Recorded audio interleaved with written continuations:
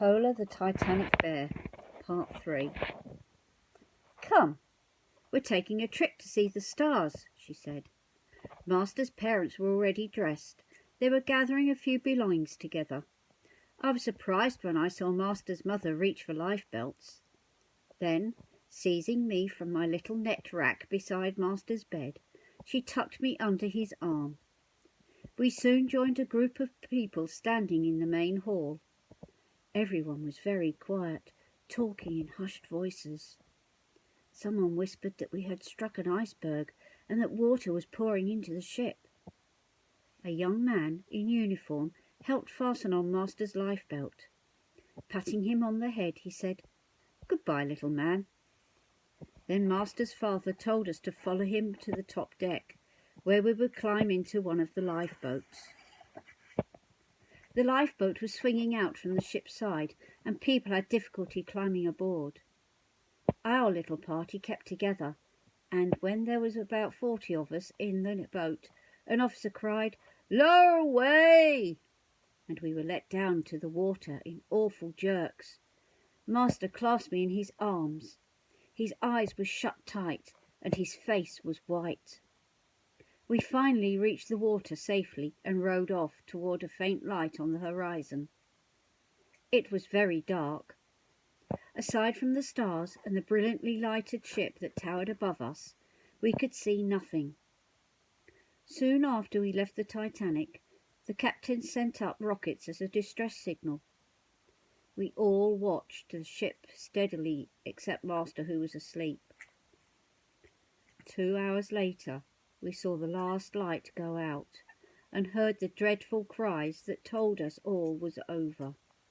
The great Titanic had gone down. It seemed like a horrible dream.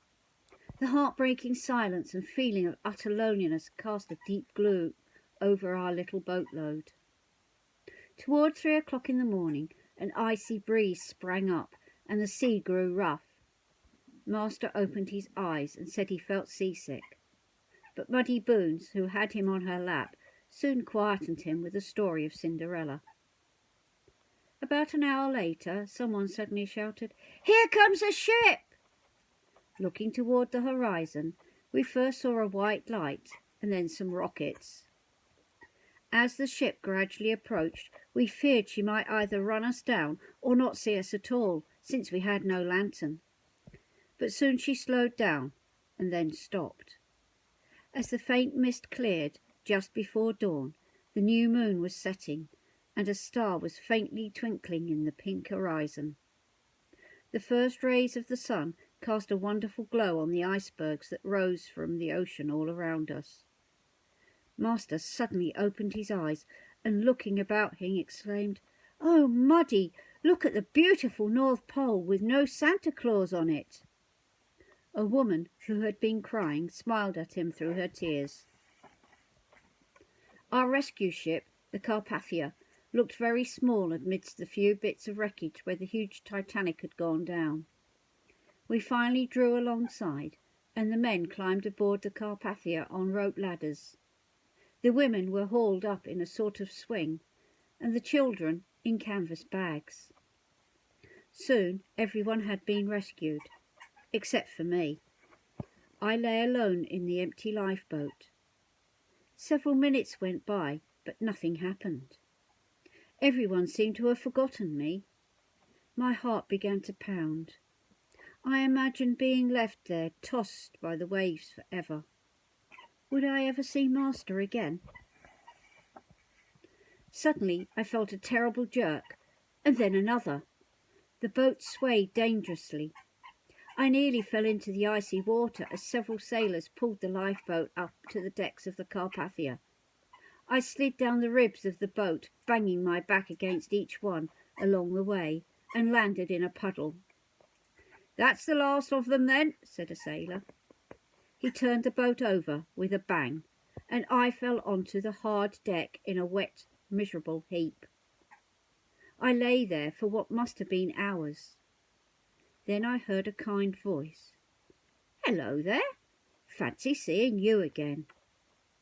It was one of the sailors from the Titanic. He picked me up and squeezed the water out of me, quite taking my breath away. Then he carried me down some stairs and into a warm room. It was full of passengers with blankets around them. Many of them held hot drinks. "Polar!" a familiar voice shouted from across the room. It was Master. He rushed over and took me in his arms. I was delighted to see him again too, but I was also rather upset to see that he was holding an ugly little brown bear. His mother had bought it for him in the ship's barber shop, thinking I had fallen overboard. As soon as Master saw me, however, he hugged and kissed me. He took me to bed with him that night and every night after, forgetting all about the other bear. During the next 4 long days, Master and I spent as much time as we could on deck, even though it was rainy or foggy every day. But the ship was so crowded with more than 700 Titanic survivors, as well as the Carpathia's passengers, that there was hardly room to move. Master's mother and Muddy Boons spent hours cutting up blankets to make clothes for people who had none. At last we slowly steamed up New York Harbour in the middle of a thunderstorm. We were escorted by several boats full of people taking flash pictures of us. "Look at the big parade, Muddy Boons, with no brass band," Master cried as we saw huge crowds of people and cars lining the docks. We were glad to escape the hubbub with members of the family who had come down to meet us. I was happy to settle down to quiet country life in Tuxedo Park. The experience we had gone through seemed to bring Master and me closer together than ever before. He made a great pet of me and supplied me with 2 new suits of clothes and a little white wooden bed. I often thought back to how I was almost lost on the wide ocean, but I felt much better when Master tucked me beside him in bed each night and whispered softly in my ear, "Good night, Polar." Master goes to school now, and I am left alone much of the time, but I always look forward to the warm greeting he gives me on his return. He has been a good master, and I hope he will be blessed with a long and happy life. Though I realise that I shall see less and less of him as the years go by, I shall always feel, no matter what happens, that I occupy a large corner of his true and tender heart, and that he will be loyal to me till the end. Thank you for listening, and come back tomorrow for the final part, the epilogue. Bye-bye for now.